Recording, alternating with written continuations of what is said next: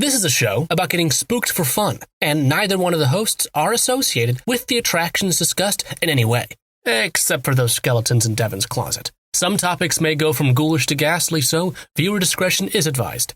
Welcome to the Great American Scream.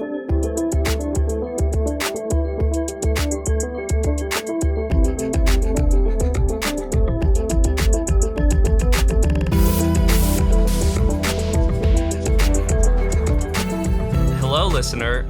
Don't look anywhere but right here. This pocket watch that I am swinging back and forth. Look at the pocket watch. You really want to rate our podcast 5 stars on Spotify?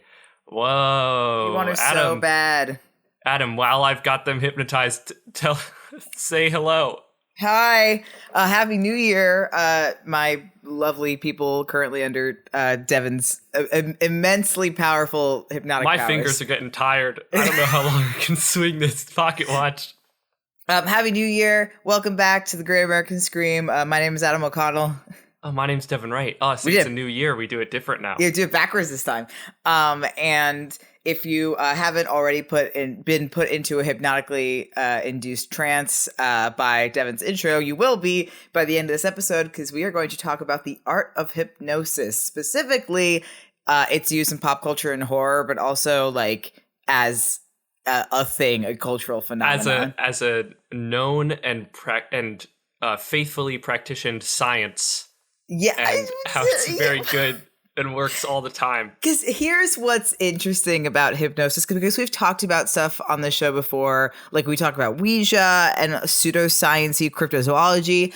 Yeah, hypnosis is real. Let me start by saying that hypnosis is a real thing. Hey guys, listen, we know that a lot of the time, you know, on this show, Devin likes to play the skeptic, and Adam comes in with the facts, and they kind of bandy about whether or not hypnotic induction is real.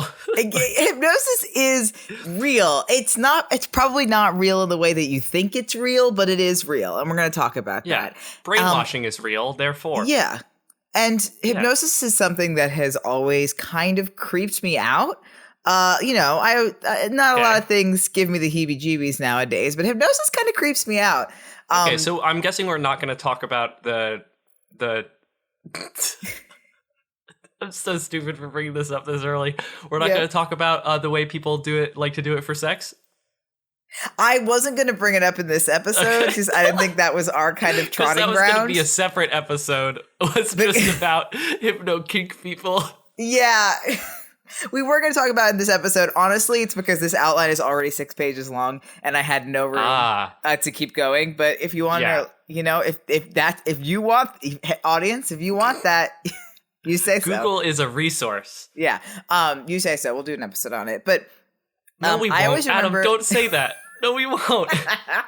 I remember, have you ever been to like a school function or like a bar mitzvah or other adolescent function where they had like a stage hypnotist in? Yeah. Every single one of those that I went to, I wanted nothing to do with this hypnotist. I didn't want to be. I don't know why. I thought you were going to say that you were always the person pulled up. Nope, never. I would never let myself get into that situation. I never wanted anything to do with the hypnotist. But you seem like a person who would raise their hand very happily as a child to be a demonstration for something else, yes? Oh, sure, for like a magician or anything? Yeah, that's exactly who I was. Yeah. Oh, go ahead. No, I was going to say my dream as a child, and I got to do this finally when I turned 15, was to be one of the volunteers in the backlot tour at Disney's MGM Studios, where you got to go up on the big fake boat from the Michael Bay Pearl Harbor movie, and they put you in a wetsuit and they shot water at you. That was my dream, and then I did it, and it was great. So that I will volunteer for. Magician stuff I will volunteer for. I wanted nothing to do with hypnotists. I was in the Gazillion Bubbles show. On stage. That was also in Nickelodeon Splat, which is at Nickelodeon Studios in Universal Orlando. Ooh, that's a rare one. Very nice. Thank you. But I want nothing to do with hypnotists, and I feel like that, I recognize that fear as an adult because, it took me until college to like actually get drunk, and one of my biggest fears about that was the reason that I didn't get drunk for such a long time was because I was afraid of that I was going to say something that I didn't want to, or do something that I didn't want to. As my same thing with like getting high and stuff, I'm always afraid that I am going to do or say something that I do not mean or do not want to say out loud. And I think that's why I want absolutely nothing to do with hypnosis, stage hypnosis specifically. Yeah. Adam, this is why we're friends, is because I drank for a long time, that we don't need to go into that. But one of the reasons I never did drugs, including the weed, is because I was like, I don't want to not be in control of my own thoughts and body, even though I was fully getting blackout drunk. So it really didn't make any sense. But also, joke's on me, because weed's just nice. Disney, don't listen to this episode. Yeah, this is not what this is about. But, it's been hypnosis was interesting, if not terrifying to me. But what I've discovered in researching this episode is that stage hypnosis and hypnotherapy, two completely, absolutely 100% different things. Nothing to do with each other, really. Between Carl Lycos from the X-Men comics hypnotizing you and doing therapy versus the guy on TikTok who can like look at you and figure out what word you're thinking of by micro movements. Those are two different things. Very, very different things. So I did a lot of research on hypnosis for this episode. So we're going to talk about like the science behind it. And then also we'll then go into its use in horror, because it has a pretty long history of being used in horror films, starting all the way back in the 1920s. We will get into that. I pulled up JSTOR for this episode, gang. Oh my God. I had to go and log in with my college email to get to JSTOR to do this episode. Did you set up your alumni access? Library.nyu.edu? Nope, never. I did. Well, I need to do that. But so you're welcome. Starting off, the basis of hypnosis. Wikipedia describes it as hypnosis is a human condition involving focused attention, reduced peripheral awareness, and an enhanced capacity to respond to suggestion. Those vocab words are going to get thrown around. You're going to hear a lot more. Suggestion, focus, attention are kind of the two big things that hypnosis is. And what's interesting is that even though we know hypnosis is, quote, real, from a scientific point of view, there's no real one agreed upon consensus of what it actually is and how it actually works. Yeah, it would seem like if a scientist were, if like a cognitive therapist or some other scientist who knows about how brains work were to call hypnosis a pseudoscience, they wouldn't be wrong, because what they're talking about is that it's like not a definable, measurable, repeatable form of science. But that doesn't mean it don't work for stage tricks. Yeah. And there's two kind of camps that theories of how hypnosis works falls into. One is that hypnosis is an altered state of mind or a trance, some kind of awareness outside the ordinary state of consciousness. So basically being able to actively access your subconscious or have somebody access it for you. Yeah. Or hypnosis is a non-state, essentially a placebo effect, redefined therapy, or role-playing. So when people say like hypnosis is fake, that's kind of what they mean. And we'll talk about that that kind of role-playing thing more in a second. But the key to hypnosis, whether you believe that it is an altered state or it's not, is that it leaves you susceptible to suggestion, which is basically the process by which hypnosis or like hypnotists or hypnotherapists guide another person's thoughts, feelings, and or behavior by giving them stimuli that might elicit them as reflexes, which is basically saying that it gives you thoughts that you then are able to perform automatically as a reflex, kind of. Yeah, it's like the idea that like this person, by putting you into a certain state, can kind of assume and then guide like what you're thinking about, which, hey, like, ooh, not to get super real, but don't all forms of art attempt to do this? Like, yes, and we're going to talk about that because I'm going to get at that in just a second. Because some scientists argue that we self-hypnotize every single day when we do things like read a book, drive a car, mow the lawn, or watch a movie. It's activities where we're able to perform a complex task without really thinking about it. And reading a book and watching a movie are very good examples of this because you react to them as if they're real, even though you know they're fake. You are role-playing. You are playing pretend super hard with this movie. Like when you're watching a scary movie and somebody jumps out from behind a tree and you jump or you scream, you are hypnotized. Even though you know it is fake, you are playing the role of reacting to a frightening, threatening stimuli. Yeah, the stimulus elicited a reaction as a reflex. That is what it is hypnosis, and that's exactly like how stage hypnosis works. When you watch somebody get hypnotized on stage, and the hypnotist makes them like cluck like a chicken or whatever they make them do, the person that is being hypnotized, they are role playing, whether they are conscious of it or not. They're playing along. Yeah, they wanted to. They might not be 100% totally aware that they're playing along, which is kind of the paradox of hypnosis, that they might think they're not playing along, but they totally are because they want it to work. That's why they say you can't hypnotize somebody who's not willing, or you can't hypnotize someone who doesn't believe in hypnosis, because at your core, you have to want it to work and you have to want to play along, which is why hypnotherapy doesn't work for a lot of people, because for those people that don't believe in hypnosis or don't believe in its benefits or that it works, they're not going to be able to get the effects of hypnosis. Right, and especially as treatments for, like a lot of times it can be a part of addiction treatment that, you know, sometimes an addict doesn't want a hypnotist to help them get over any issues they're having, and so of course it's not going to work.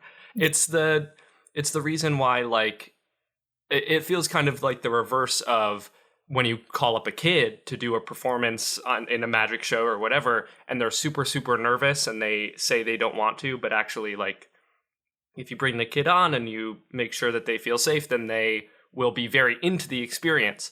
Whereas for adults, they will be very about the experience and then be like, this isn't real. It did not, but I want it to be. Yeah. Once they actually get up there. Yeah. Yeah. Like when you do affirmations or manifestations or whatever, that's self-hypnosis, because you're implanting a suggestion in your own brain of whatever you are affirming for your day.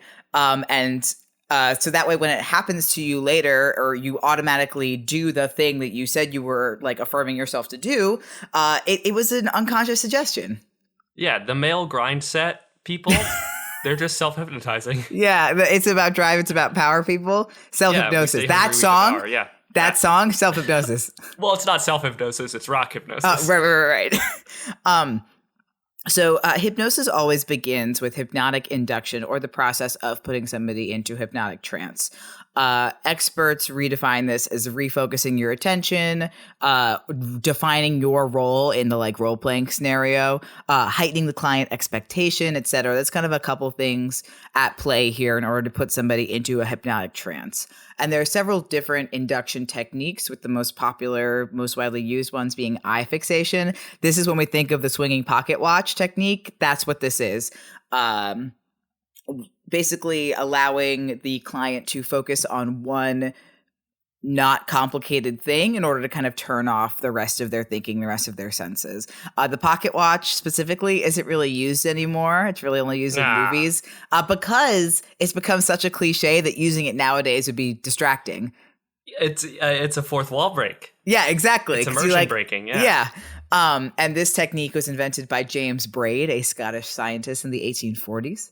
The general idea of hypnotic induction of focused attention is to get the subject to focus on the object and nothing but the object, which then, once they have gotten that focus, we move on to suggestion, which is a technique not just used in hypnosis. Like I said before, when we do affirmations in the mirror, this is suggestion. Through suggestions, through metaphor or other statements, a hypnotist will implant ideas, thoughts, and or behavior that can later be enacted as a, quote, reflex. And then that's the thing. That's what they do. You're right. And then hypnosis is also connected to the idea-motor response, a response that causes a subject to move unconsciously, which we talk about in the Ouija episode, because that's how Ouija boards work. And so Braid extended the theory of the ideomotor response into the ideodynamic or the mono-ideomotor response. This meaning that hypnosis concentrates a subject on a single idea in order to amplify the ideomotor response. For example, if a subject is heavily concentrated on like a light, them falling asleep or closing their eyes while staring at that light would be considered an unconscious response. Yeah, this is did your friends ever have you put your like knuckles together and your pointer finger straight up and then wrap an imaginary string around them? Yeah. And your fingers would close together? Yeah. That's ideomotor response. Yeah, exactly. And specifically mono ideomotor, like the focus on the one thing is what brings it in. Yeah, that's because just hypnosis. All your friends in 5th grade in Mr. Carter's class were hypnotizing me. Infinitely more common than you think it is. And people can have varying degrees of hypnotic susceptibility, and there are several scales to measure how susceptible someone is to hypnosis. One scale widely used is the Stanford Scale, developed in 1959, which is when a lot of hypnotic research was going on. The higher the number on CIA money. The higher the number on the scale, the more susceptible that person is to hypnosis. And it's measured in a person's response to hypnotic induction, or basically how far they are able to get into the hypnotic process. And, this all has to do with how much you, quote, buy into hypnosis. Because if you really want it to work and believe it to be real, chances are you're going to get pretty far down this scale. The first, so this one's 1 through 12. First being postural sway. 2 is eye closure. 3 is left hand lowering. 4 is immobilization of the right arm. 5 is finger lock. I didn't get any. I guess you can't open and close your. I got no details. 6 is now we go back, arm rigidity in the left arm. 7 is hands moving together. 8 is verbal inhibition, so response to your name. Yeah. Jump 9 to the left, stick it, slide, zigzag across the floor. 9 is hallucination, or being able to picture yourself flying. I want that one. 10 is eye catalepsy, which I realized I totally should have Googled before because I have no idea what that is. Catalepsy. It's like state of marked loss of voluntary motion in which the limbs remain in whichever position they are placed. So like your eyes can like stick to a place, I guess. Like they can put your eye somewhere and it won't move. Yeah. 11 is post Which I can't do without I can't do that. I can't look at one thing. 11 is post-hypnotic, so that is kind of those post-hypnotic suggestions working. And then 12 is amnesia, forgetting the time that you were being hypnotized. I like here, you didn't specify with post-hypnotic, but you do have here post-hypnotic parentheses changes chairs. Because which I imagine is that was the suggestion, chairs, and then they change chairs, but I like that this level of hypnotism is just that you have the ability to make somebody change chairs. Solely chair-based. So now let us move on to talk about hypnosis in horror specifically. I don't want to get too deep into the science and debate over how hypnosis works because, frankly, we're not qualified to talk about that, but we are qualified to talk about this next part. So, to talk about, we? to talk we both about have baccalaureate degrees. Yeah. To talk about hypnosis in horror, we have to go back to where most of our horror discussions begin. Was with the Universal Classic Monsters. Specifically, they're right over there. Exactly. Specifically, I'm so close to them. Specifically, I forgot that apparently in the Universal Hollywood parks, you can still meet the classic monsters. You can't do that in Florida, but you can still meet Frankenstein and Dracula in Hollywood. Yeah, I'm currently chilling out with them. We're having Mai Tais. So specifically, we're going to talk about Dracula, starring Bela Lugosi, 1931. And the lore of vampires having a hypnotic or mesmerizing gaze did not start with this film, but they certainly used it to their advantage because Bela Lugosi was a handsome, handsome man, and he had this really piercing gaze. And his whole like look into my eyes deal that he has in this movie where he mesmerizes people through his eyes is one of the most memorable things about his performance. A lot of the lighting in this movie is specifically tailored to like highlighting his eyes and the way he looks at people. Good. And it works. He's hot.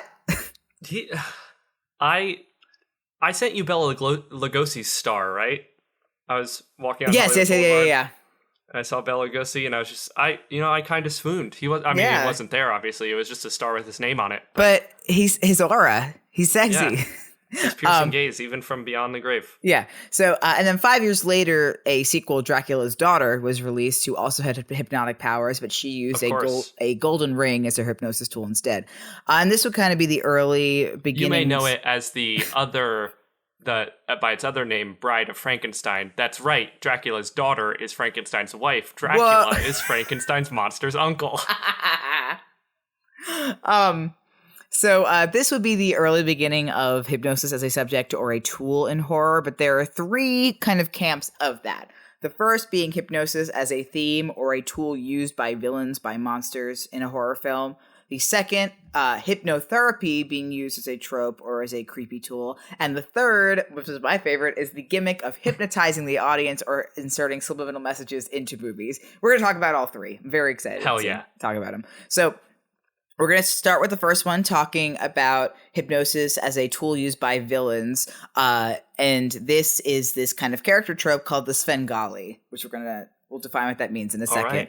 Right. I said that Dracula started it, and that's already kind of a lie, because really, if we want to come back to this like Svengali hypnotist villain trope, we have to go back to the Cabinet of Dr. Caligari, a German expressionist film that came out in 1920, which if you are a horror fan... to the Weimar Republic, baby. Oh, yeah. If you're a horror fan and you haven't seen the Cabinet of Dr. Caligari, you gotta go watch it right now. It is a German expressionist film about an insane hypnotist who uses a somnambulist, or someone who induces sleepwalking, to commit murders.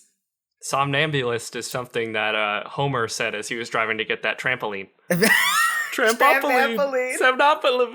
Trampoline. So at the time when this movie came out, 1920, hypnosis was known mostly as a stage performance, magic trick, vaudeville trick, and opinions on it were pretty mixed. Scientists just like now. Yeah. Scientists began to debate whether or not hypnosis could be used to make a person commit crimes. Like, they started to talk about the moral, ethical, legal implications of hypnosis. And there was a serious consideration of, like, do we need to make hypnosis illegal under some circumstances in case they make people do crimes? Yeah. Should we outlaw magic? Like, just in case it's real. Like, yeah. Basically, and, movies like this didn't help.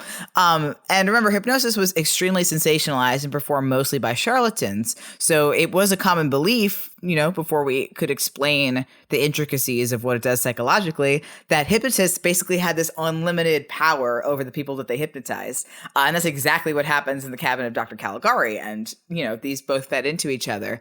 And this movie went on to heavily influence people like Tim Burton and David Bowie. And then also, before that, influenced the classic monster films themselves. It's the root of a lot of stuff, not just hypnosis and horror. But that's kind of where we were starting out from when we started to talk about hypnosis in this context. Yeah, we're starting from a place of... Everyone's like, whoa, holy shit. German expressionism, hypnosis. We cut to the American Congress. They say, should we outlaw... Yeah, everyone was like, should we do something about this? These guys are swinging clocks, and the people, wake up and then they start clapping and clucking like chickens. Do we need to make a law against this? Yeah. This is crazy. That would be... I'm thinking about how funny it would be if they tried to outlaw hypnosis, even today, but at any time period. Yeah, I think the enforcement mechanism is the real problem. Yeah. So we start to see this trope in a lot of horror in the 1920s through the 1950s. It had a pretty big kind of span before horror kind of moved to sci-fi, alien-y in the 50s. But we see it again in White Zombie, also starring Bela Lugosi, which we talked about that in the zombie episode, because hypnosis is often used as a tool in these older movies in inaccurate depictions of voodoo. Okay. As, because when we talked about the origins of voodoo zombies, that voodoo zombies are mind controlled, they are brainwashed. And so in some of these movies, like White Zombie, they would use hypnosis as a way to turn people into voodoo zombies through hypnosis. Was it accurate? Absolutely not. Under no circumstances. Yeah, every part of that is wrong. Every part of it is incorrect, but it was very popular. And so back to the name of this trope, the Svengali. The name Svengali comes from a character in George du Maurier's 1894 novel Trilby. And Svengali is a character where the hat also gets its name. Yeah.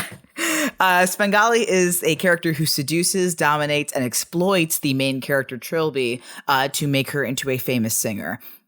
And almost immediately after this novel came out, the word Svengali became a term for one who manipulates or controls other people. Like if you called somebody a Svengali, you were calling them a manipulative bastard. Wow. And a Svengali character is often a manipulative and controlling mentor, often controlling through hypnosis or other forms of mind control. And we're talking about horror. But in general, we see Svengali characters appear a lot in modern film. If you've ever seen a movie about a band or an actor or a singer and they have like a really manipulative manager or agent, that's exactly what is Svengali like at its core, because it has to become like a mentor character. The Phantom from Phantom of the Opera is an excellent example, even though he's not an agent, but he's not a manager. He's a mentor to Christine. He's kind of an agent, sure, if you really think about it. Yeah, he's like a mentor to Christine, and he's manipulative, almost putting her in a trance-like state, or often putting her in a trance-like state. I sounded like I said trance-like state, and it made me chuckle. I put you in a trance. I put you in a trance state. Anyway, you watch Kim Possible and see she go. You are now in a trance state. Anyway, moving on from that, hypnotherapy in horror is where we start to see hypnotherapy itself used a lot more in like horror of the 70s, 80s, 90s, where it kind of became, hypnotherapy was treated as almost like a last resort for people that were suffering from demonic possession. Like, The Exorcist is a great example of this, where there's that famous scene where they bring Reagan to a hypnotherapist to try and figure out what the heck is wrong with her. And it's taboo. They're like, oh, because that we don't know what else to do. Didn't listen to the, we're going to bring her to a hypnotherapist. And in the film, her hypnosis is one of the things that starts to bring Pazuzu out like to her exterior, and it causes this foul stench in the room that makes everyone start to cough and gag. You see her face transform, and then she attacks the hypnotherapist, grabbing him really hard by the balls and knocking him to the floor. I am not kidding. That is what happens in the movie. Did you forget? More of a Chucky gag, you would think. And Linda Blair does a very cool, very creepy job in this scene. And doesn't get enough credit. She's fantastic in this movie. And it goes back to hypnosis being the accessing of the unconscious, it bringing something that's inside of you out, which made a lot of people afraid of hypnosis, that there is something deep and dark inside of you that hypnosis or a hypnotherapist is going to be able to bring out. But the fact of the matter is, if you are being hypnotherapized, there's a word for that. You want to take it again? No, I don't. Okay. If you are being hypnotized, that I wanted to be specific that it was in a therapy context. If you are being hypnotized, now I forgot what I was going to say. Oh, if you are being hypnotized, whatever is going to come out of you is something that deep down you want to be able to release. Anyway, now that I've gotten over that mountain, hypnosis is not often a tool used in real life exorcisms. However, that does go back to hypnosis as being a form of role play. It is not totally out of the question that we might get this kind of reaction from a person who thinks they may be possessed or wants to be diagnosed with possession or something like that.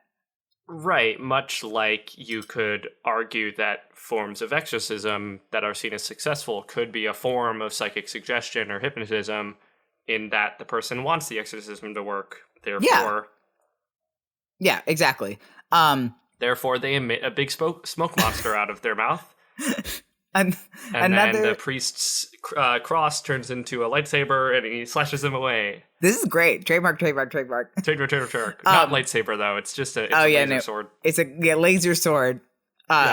So another big one to talk about in this kind of area, hypnotherapy and horror, is in the movie Candyman. And we kind of got two things to talk about here in Candyman. So the original film... Don't say it again, Adam. What? I've only got two. This is 5, you plebe. What? Candyman's 5. Beetlejuice is 3. Okay, first, if you're wrong, we're screwed. And it has to be into a mirror. Okay, Get it straight. Well, Okay, I just wanted to have some fun on this podcast, and you're just really... No fun. Okay, no more fun. No more fun. Tell us about Candyman. I will. Oh, God.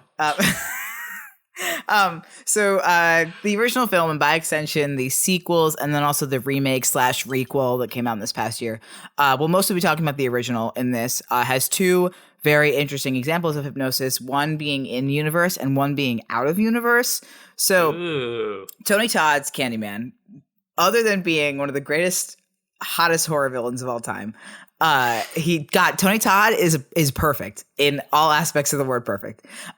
He displays this mesmerizing power similar to Dracula's, and just the sound of his voice is enough to put Helen into this trance that she is unable to run away from. How are these scenes achieved, you asked? They hired a real thank you, very smart. They hired a real hypnotist. What? Okay, so you're telling me I should just hire a hypnotist whenever I have to act? Yes, that's exactly what I'm saying. Because listen, so in order to display Candyman's true power over Helen, the director Bernard Rose hired a hypnotist to hypnotize Virginia Madsen, who played Helen, on set. He chose this method specifically at first for the scene where Helen first sees Candyman. They wrote it that she starts screaming when she sees Candyman, but he thought that was so cliche of this like endless overt screaming in horror films, and he wanted it to be more ethereal than that. So the hypnotist taught Bernard Rose some techniques, and he would work with Virginia Madsen for about 10 minutes before each scene with Candyman was shot. And the hypnotist gave him a trigger phrase that when he said it, it would put her into this trance-like state. So anytime you are watching the movie and you are seeing her entranced by Candyman, especially when they have those close-ups on her unblinking eyes, the actress is actively in a hypnotic trance. I need somebody to give me a trigger phrase to make me cry on command. Right? Make me a good actor. This is genius. Yeah. And there's a 2019 interview with Tony Todd where he talked about how he thought it allowed them to explore their characters in a much deeper way, because it's exactly what you want to do as an actor, is you want to get straight to the subconscious. And he said it created a really deep sense of trust between him, Rose, and Madsen. And like this hypnotist hacked acting. Right? I like almost makes me angry how brilliant it is, because on one hand, in the hands of like a bad director, this would be awful. Yeah. But it seems like from what I've read that it was handled very well and was a very useful tool on set of Candyman. Oh my God. Isn't that crazy? Every set should have 3 professionals in 2022. A sensitivity reader, intimacy choreographer, and a hypnotist. Finally, in this category, I want to talk about Get Out, because that's probably one of the most prominent, most popular recent films to use hypnosis as a plot device. I think about it every morning when I'm stirring my tea. Horrifying and so well done. So if you haven't seen it, the character of Missy, who is the mother of Armitage, what's her name? I don't know. All right. The mother of the family is a therapist who had previously offered to hypnotize Chris, the main character, to cure him of his nicotine cravings. And about 30 minutes of the film, she manipulates him into sitting down with her late at night, and then she starts stirring her tea with a spoon on like a porcelain teacup, and it puts Chris into this trance. Soon he starts to answer personal dark questions about his mother's death. He starts crying even though he's unable to control his emotions, and then he's finally paralyzed before he falls into what's known as the sunken place, as it's called in the movie. This dark void of nothingness where he can only gaze into this small rectangle-like reality of what the real world is. And then in the sunken place, there's a member of the Dai Li, and there's a lamp spinning around him, and he says, "There is no war in Ba Sing Se." And then he goes, "The Earth King has invited you to a vacation in Lake Laogai." And then your eyes turn wide, and you go, "I am honored to accept the King's invitation." And then you get killed by Longfang, I think, with a big rock. Yeah, spoiler alert. It's been a while. There was a big debate when the movie came out over a big discussion over what the sunken place was and what it was supposed to represent. Jordan Peele himself stated that, quote, "We are all in the sunken place. The sunken place means we are marginalized. No matter how hard we scream, the system silences us," in relevance to the Black experience in the United States. And but through that, he uses hypnosis as very traditionally, almost in a 1930s kind of sense, hypnosis as a power tool. And it's the when we see it, it's the first outright display of the family's hostility towards Chris and how they feel they are able to exert power over him as a black person. And its accuracy, like it's one of the most kind of played straight versions of hypnosis we see in film, especially in modern film. Yes, and its accuracy has been discussed by several professional therapists and hypnotists. Because when this movie came out, there was kind of a resurgence in the hypnotist fear of like, could this happen to me? And one of the big things talked about, and we talked about it before, is that you cannot be tricked into hypnosis. If you are not a willing participant, it is not going to work. And like I said before, this is how stage hypnosis works. The people who are up there participating want it to work, so they role play whether they're conscious of it or not. Yeah. Sorry. But in the movie, it doesn't act that way because it's acting metaphorically as another tool that oppressive systems can exert over specifically black people. Like it's pseudo magical. On purpose. Exactly. And also for Missy, most professional hypnotherapists agree that it would be kind of a lucky guess that Chris was susceptible to hypnosis in the first place. Because, people inherently have like hypnotic susceptibility, and some people might be really susceptible to it and others might not. And she really had no way of gauging that. And I mean, like when we were talking about its use for addiction treatment, that like, it was also kind of a lucky guess to guess that Chris was protesting being hypnotized, not because he didn't believe in it, but because he was like, oh, no, I don't really, that's just kind of weird. Yeah. Although a spinning spoon could hypnotize someone, as it could be used as a point of focused attention. I watched a couple different things. I self-hypnotize every morning when I'm stirring my tea.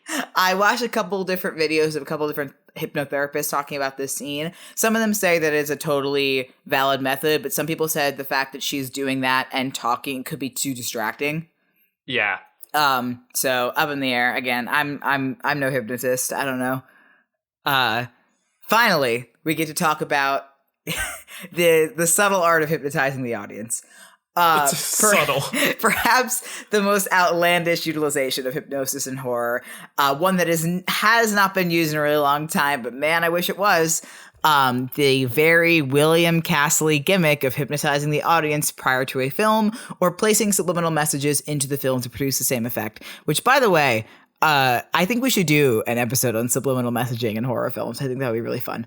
So it feels kind of like the backtracking episode.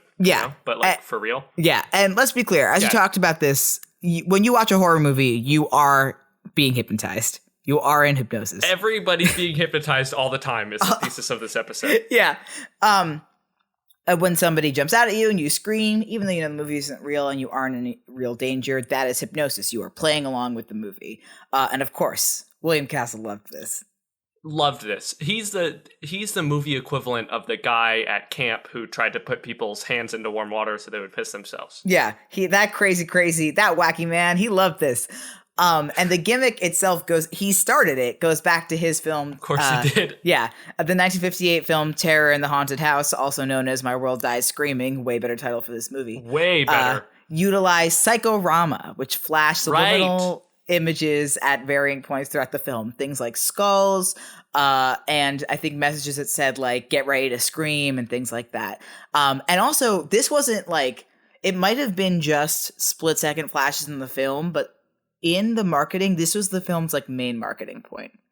Was that I love the idea that it wasn't just like a few frames here and there. It was like 5 seconds of flashing text. Get ready to scream.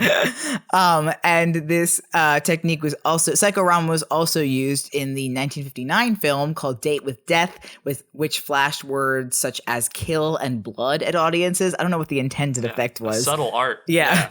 And psychorama soon gave way to Hypnovista, which quote actually puts you in the picture. Can you stand it?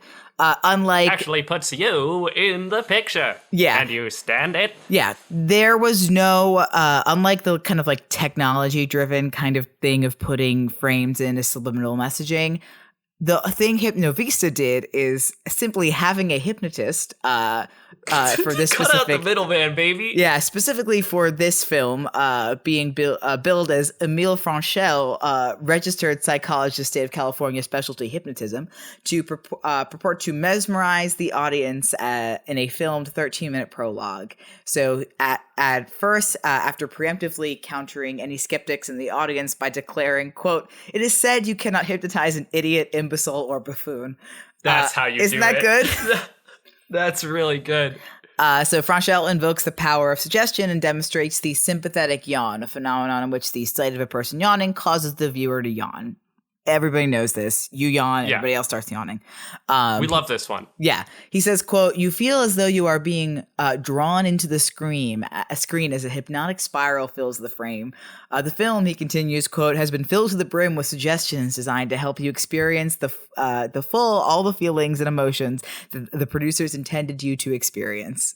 I love the idea of taking 10 minutes before a movie and going, "Listen, guys, you're going to laugh really hard. I want you to enjoy yourselves." Like, come on. It's literally just saying, we're making art. We want to make you feel something. Here's a professional who's going to wave a clock in front of you. This.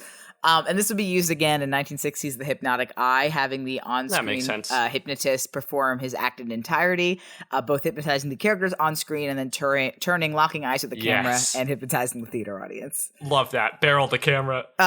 This one's pretty wild. In 1962, American producer K. Gordon Murray re-released two 1958 Spanish horror films, The Vampire's Coffin and The Robot versus the Aztec Mummy, which, by the way, that's a crazy title for a movie game. Whoa! The films were presented with a new innovation added by Murray called, quote, Hypnoscope, which is a gimmick in which costumed crew entered the theater at some point during the film to menace the audience, and their presence was explained as, quote, a trance of hallucinations caused by mass hypnosis. I saw that. That guy gave me my popcorn. He ripped my stubs. What are you talking about? So in a 4-minute filmed introduction. This is not hypnosis, Adam. In a 4-minute filmed introduction preceding the show, a disembodied voice speaking over an endlessly looping hypnotic spiral explains that, quote, you may feel yourself changing from the gentle person you are to a monster with dark green blood running through your veins, or you may become a vampire with a deep urge within you for a refreshing drink of blood. Of course, these changes will or only you happen- may become a chicken clucking and flapping your wings. Of course, these changes will only happen to a few of you, while others will remain as themselves. Oh, okay. Whack. That's how you get them. I like how that had nothing to become- do with the costumed people that appeared halfway through the movie. Yeah, that's just not hypnosis at all. I like you may also become a thirsty moviegoer who wants a nice Coca-Cola. And then finally, this is a very interesting one. 1986, we're jumping in the future a little bit here. 1986 is Anguish, which is a kind of obscure, oft forgotten film. A very surreal, very violent film starring Zelda Rubinstein, who's the medium in the Poltergeist movies, that contains some hidden subliminal messaging. The claim is made in a pre-credits title card, which warns, quote, during the film you are about to see, you will be subject to a subliminal messages and mild hypnosis. This will cause you no physical harm or lasting effect, but if for any reason you lose control or feel that your mind is leaving your body, leave the auditorium immediately. I wish everything started with, hey, if you start to dissociate, just bow out. Yeah, Nobody will be upset. I wish they had that before Share Day at the Experimental Theater Wing at NYU. So Zelda Rubinstein's character, she is a hypnotist, and she utilizes hypnosis throughout the course of the movie. And it kind of escalates in a second act plot twist when suddenly this like phantom disembodied dialogue not connected to anybody in the film is suddenly heard commenting over the on-screen action, following by a seemingly incongruous shot of a movie theater audience watching a screen. It soon becomes apparent that the movie we have been watching so far is actually a movie within a movie, and we are now watching an audience watching the movie along with us, and the subliminal influences of Mother's hypnotism extends not only to us, the viewers, but to the members of the in-movie audience. And then it pulls out further, and Timon and Pumbaa are sitting in theater chairs. It's kind of putting a hat on a hat, gang. Yeah, it's also kind of like Lion King 1.5. It is also like Lion King 1.5. Straight to DVD film. I like that a lot. Yeah, I guess what I'm saying is do any one or any combination of these last ones again. Do any of them. Yeah. I mean, one, pay your movie theater workers more, but once you do, put them into costumes and make them scare guests from the audience. Essentially do the Rocky Horror Picture Show, but different. Exactly. Yeah, but different. And I want to say hire hypnotists on your sets, but I don't want to give that power to the current regime of people who make movies. I don't only some of you. You know who you are.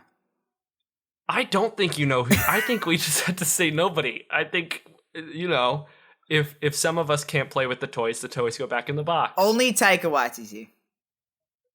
Taika could use a hypnotist. That's it. I think I'm just going to hire a personal hypnotist. In my rider will be a fully paid for hypnotist who I need in order to do my art. Yeah, I need him to act. You don't understand.